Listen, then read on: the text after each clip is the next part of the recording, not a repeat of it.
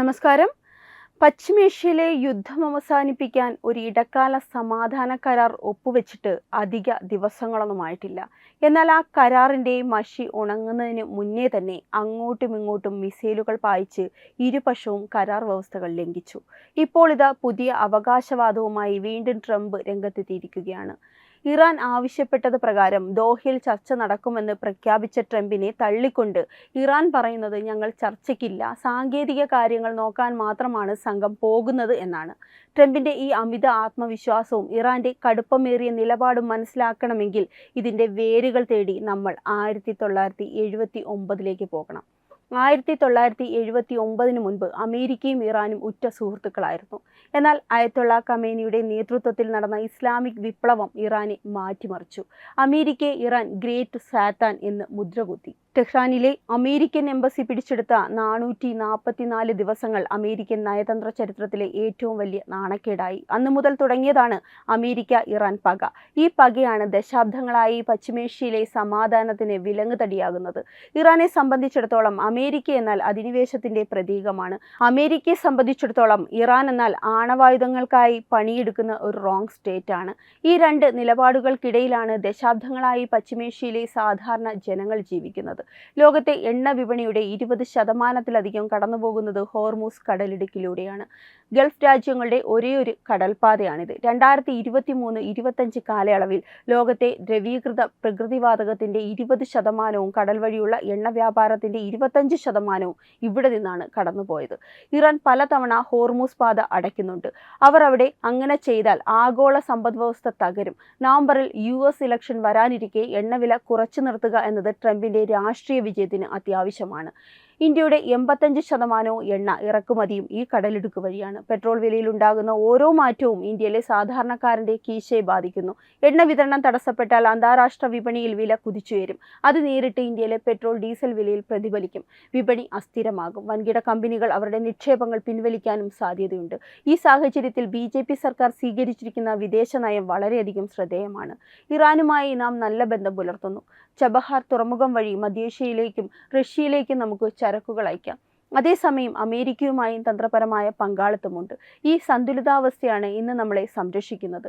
ഏത് ചേരിയിലും പെടാതെ രാജ്യത്തിന്റെ താല്പര്യം മാത്രം നോക്കുന്ന നമ്മുടെ വിദേശ നയം ശരിക്കും മാതൃകാപരമാണ്.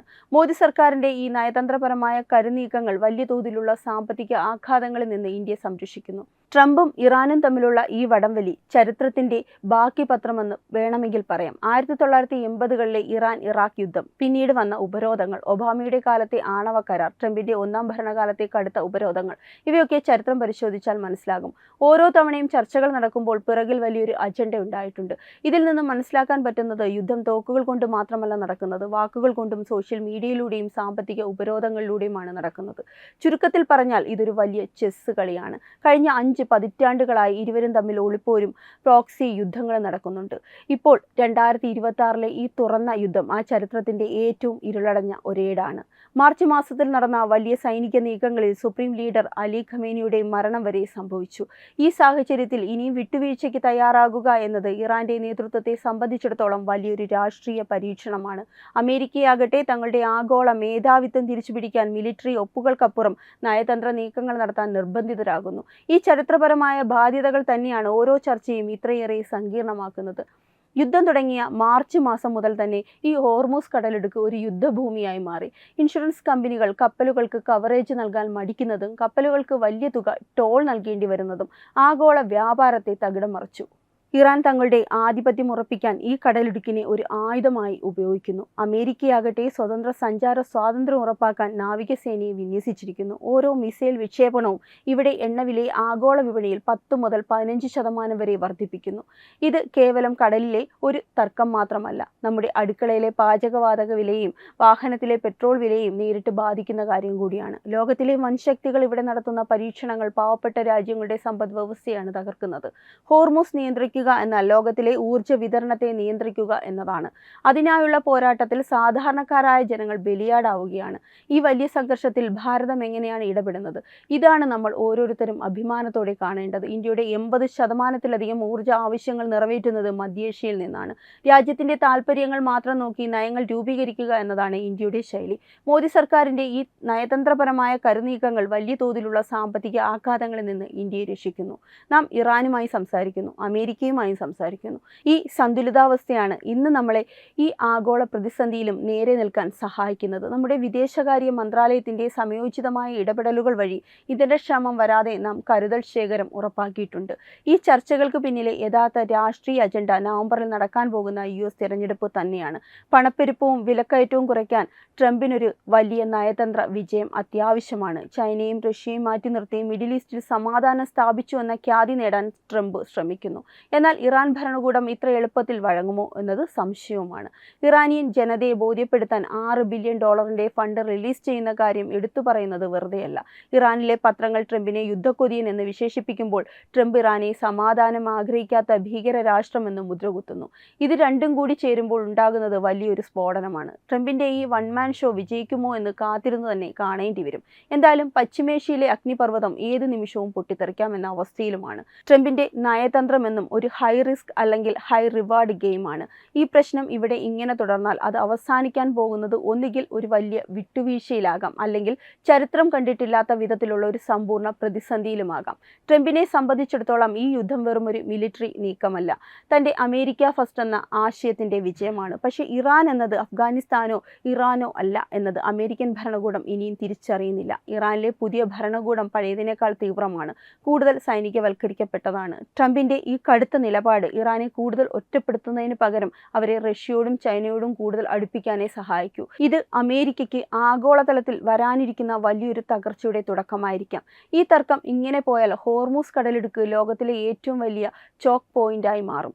ആഗോള ഊർജ്ജ വിതരണ ശൃംഖലയെ ഇറാൻ ബന്ദിയാക്കും. അമേരിക്കയ്ക്ക് ഇതിനെതിരെ സൈനികമായി പോരാടാൻ കഴിഞ്ഞേക്കും. എന്നാൽ സാമ്പത്തികമായി ലോകം തകരും. എണ്ണവില കുതിച്ചുയരുകയും അത് ആഗോള പണപ്പെരുപ്പത്തിലേക്ക് നയിക്കുകയും ചെയ്യുമ്പോൾ ട്രംപിന്റെ സ്വന്തം വോട്ടർമാർ തന്നെ അദ്ദേഹത്തിനെതിരെ തിരിയുന്ന സാഹചര്യം സംജാതമാകും. അമേരിക്കൻ സാമ്പത്തിക വ്യവസ്ഥയുടെ നട്ടെല്ലൊടിക്കുന്ന ഈ യുദ്ധം ട്രംപിന്റെ രണ്ടാം ഊഴത്തിലെ ഏറ്റവും വലിയ പരാജയമായി മാറും. മറുഭാഗത്ത് ഇറാൻ ഈ പ്രതിസന്ധിയെ ഉപയോഗിച്ച് തങ്ങളുടെ ആണവ പദ്ധതികളെ കൂടുതൽ രഹസ്യമായി വികസിപ്പിക്കും. സമാധാന ചർച്ചകൾ എന്നത് വെറും താൽക്കാലിക വിരാമം മാത്രമാണ്. യഥാർത്ഥത്തിൽ ഇരുവരും തമ്മിലുള്ള വിടവ് കൂടിക്കൊണ്ടിരിക്കുകയാണ്. ലോകം ഒരു പുതിയ ശീതയുദ്ധത്തിന്റെ വക്കിലാണ്.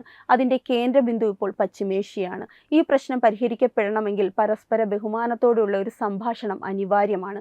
അല്ലാതെ തോക്കും മിസൈലുകളും കാട്ടി ഭീഷണിപ്പെടുത്തുന്ന ട്രംപിന്റെ ശൈലി ഇവിടെ വിജയിക്കില്ല. നയതന്ത്രം പരാജയപ്പെട്ടാൽ നഷ്ടം മനുഷ്യരാശിക്കാണ്.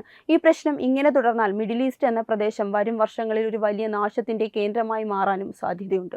അമേരിക്കയും ഇറാനും തമ്മിലുള്ള ഈ പോരാട്ടം പ്രദേശത്തെ രാജ്യങ്ങളെ രണ്ടായി പിളർത്തി കഴിഞ്ഞു. സൗദി അറേബ്യയും ഖത്തറും UAEയും ഒക്കെ സ്വന്തം നിലനിൽപ്പിനായി അമേരിക്കയെ ആശ്രയിക്കുമ്പോൾ ആഭ്യന്തരമായി അവർ ഇറാനുമായുള്ള ബന്ധം തകർക്കാൻ ആഗ്രഹിക്കുന്നുമില്ല.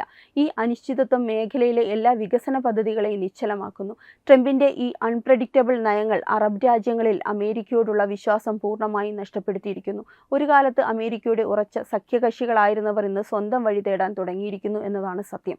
ഈ യുദ്ധം അവസാനിപ്പിക്കാൻ അമേരിക്ക ആഗ്രഹിക്കുന്നില്ല എന്നതാണ് ഏറ്റവും വലിയ ദുരന്തം.